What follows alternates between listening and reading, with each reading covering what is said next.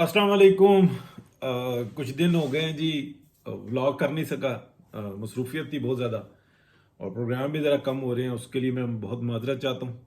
और दरख्वास्त यही है कि सब्सक्राइब करें, लाइक कर दें, शेयर कर दें।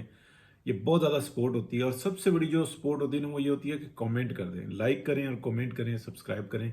ये सबसे बड़ी ऑटोमेटिक जो इंसान ना जो यूट्यूब होता है वो शेयरिंग शुरू कर देता है, तो वो ज़्यादा बेहतर हो जाता है। और दो तीन कमेंट कर दें और कुछ भी लिख दें, ये आपकी मर्जी होती है। वो कमेंट अगर प्रॉपरली करें तो वो ज़्यादा अच्छा होता है। मैं यानी कि मुख्तलिफ जो पाकिस्तान के ख़िलाफ़ साजिशें चल रही हैं ना, मैं उसके ऊपर एक तरफ तवज्जो दिलाना चाहूँगा कि 2022 और 23 के अंदर सिंध हुकूमत की 4 लाख टन जो सा गंदम चोरी हुई। अच्छा, उसके ऊपर कोई एक्शन नहीं लिया गया कि गंदम डेफिनेटली अवाम का माल था, चोरी हो गई, कौन इसके कसूरवार हैं, किसी को कोई सज़ा नहीं मिली। और ये सारी गंदम चोरी होके कुछ आप परसेंटेज उसकी कह लें 5-10% वो फिर से ब्लैक मार्केट में सेल हो गई, लेकिन बाकी की जो उनसी है वो सारी अफगानिस्तान जो है ना स्मगल हो गई। अच्छा, उसके बाद क्या हुआ कि पंजाब से लोगों ने सिंध ट्रैवल करना शुरू कर दी, अपना ट्रांसपोर्ट करना शुरू कर दी गंदम। बलूचिस्तान ऑलरेडी जो है ना वो दबाव के अंदर रहता है, बड़ी ज़्यादती होती है। ये नहीं कि मतलब जानबूझ के की जाती है, मैनेजमेंट नहीं है वहाँ पे, बहुत सारे मसाइल हैं, स्पेशल तवज्जो देनी चाहिए। लेकिन वहाँ से भी प्रेशर आया।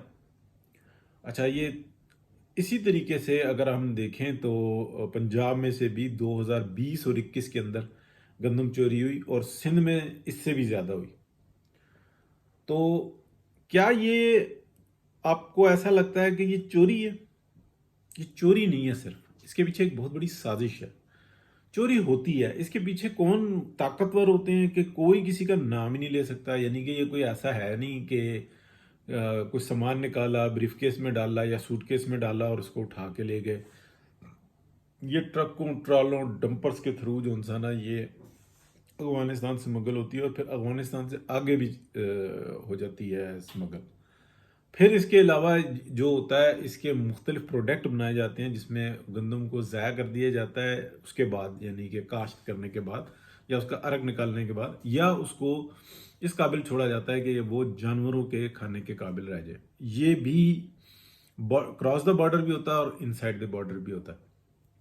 लेकिन मसला यहाँ तक नहीं है। ये एक अटेम्प्ट हो रही है जो कि हम देखते हैं कि जब से ये जो नई डॉक्ट्राइन आई जिसको बाजवा डॉक्ट्राइन कहते हैं, इसके अंदर ये जो अटेम्प्ट्स हैं ये चल रही हैं। यानी कि 2020 के अंदर एग्जैक्टली आप देखें कि एवरी डे गंदम चोरी हो रही है खजानों से, और सोशल मीडिया के ऊपर जो है ना लोग दिखा रहे हैं कि ये देखो जा रही हैं। तो हुकूमत किसकी थी? इमरान खान की तो नहीं थी। कौन थे? देखे ना, कौन थे वो जो कहते थे वता इज्जो मंतशा वता जिल्लो मंतशा? वही थे ना। तो ये है क्या? बात को घुमा फिरा इसलिए रहा हूं कि बात में वजन बहुत ज्यादा है। फैजाबाद धरना और ये सारा एक ही चीज है, इसमें कुछ ज्यादा फर्क नहीं है। मसला ये है कि लोगों को अभी तक समझ नहीं आ रही कि इनकी ताने बाने जुड़ते कैसे हैं। ये बार बार पाकिस्तान के अंदर एक देखें अदादो शुमार होते हैं, इस बात को समझें। पाकिस्तान गंदम अपनी पूरी नहीं करता, माँ सिवाय इसके कि जो 2-3 अदवार जो मियाँ मोहम्मद नवाज शरीफ के थे उसके अंदर गंदम पूरी कर ली थी। बाकायदा स्ट्रेटजी बनाई गई थी और उसमें गंदम पूरी कर ली थी कि हमें इंपोर्ट नहीं करनी पड़ी थी। अदरवाइज तो गंदम इंपोर्ट करनी पड़ती है, ज़रूरी मुल्क कहलाता है। और फिर हम पता नहीं किस ख्वाब और ख्यालों की दुनिया में रहते हैं। केपीटी पे हर वक्त जो ना जहाज लगे हुए होते हैं, गंदम इंपोर्ट हो रही होती है। अच्छा, अब आप ये देखें कि इतना बड़ा सब कुछ मामला होने के बावजूद किस तरीके से बॉर्डर क्रॉस कर रही थी। पीछे राज क्या है? राज बहुत इंपॉर्टेंट है और ये वही राज है जिसके बारे में अफनानुल्लाह साहब ने बताया और सियासी लोग बोलते हैं, शोर मचाते हैं। और जो ये ग्रोह है जो ताकतवर है वो सिर्फ और सिर्फ वो पैसा देखता है, इसके अलावा कुछ भी नहीं। हाँ, उनके पास एक बहुत अच्छी स्ट्रैटेजी होती है। वो स्ट्रैटेजी ये होती है कि ایک طرف یعنی کہ اوپروں اوپری شور میں وہ اندروں اندر کھائی جاؤ تو رولا پائی جاؤ، وہ حساب جو انہوں نے بنایا ہوا ہے۔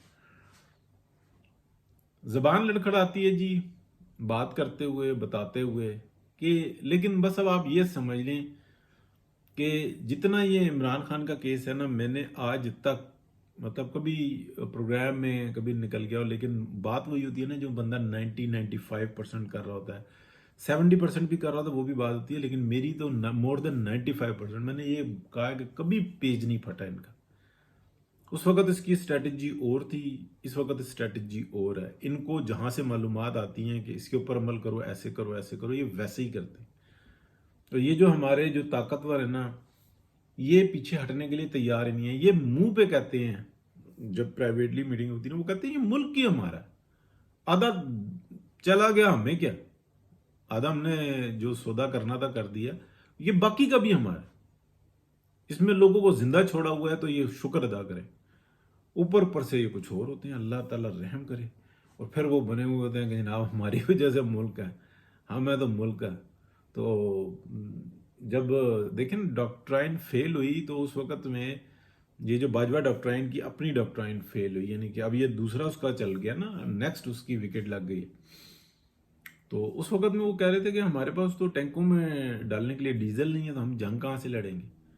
تو اتنی بڑی فوج کہاں پہ کھڑی کی ہوئی ہے؟ صرف یہ سیاست میں اپنے زور بازو چلاتے ہیں، یا کوئی دنیا کے اندر جو ہے نئے سے نئے کوئی بس اشتہار بازی کے لیے، باقی یہ فوج کیا کر رہے ہیں؟ مطلب اگر یہ سب کچھ نہیں ہے، اور جب کوئی ایسی بات ہوتی ہے قوم قربانی دے، قوم قربانی دے اور اپنے معاملات دیکھیں، تو یہ ایک بہت بڑا جو ہے نا مسئلہ بن گیا اس وقت میں۔ اگر آپ دیکھیں ولاگرز کی مہربانی ہے، جتنی ان بیچاروں کی اپروچ ہے وہ اس کے حساب سے کر رہے ہیں، میں سمجھتا ہوں ایکسیلنٹ ورک ہے۔ ابتدا کی تھی رضی دادا نے، پھر اس کے بعد رضی دادا تھوڑے بٹ صاحب کے پریشر میں آئے، پھر اگر عمران شفقت صاحب کو دیکھیں کتنے کھل کے بات کرتے ہیں، دیگر لوگوں کو دیکھیں وہ بات کرتے ہیں۔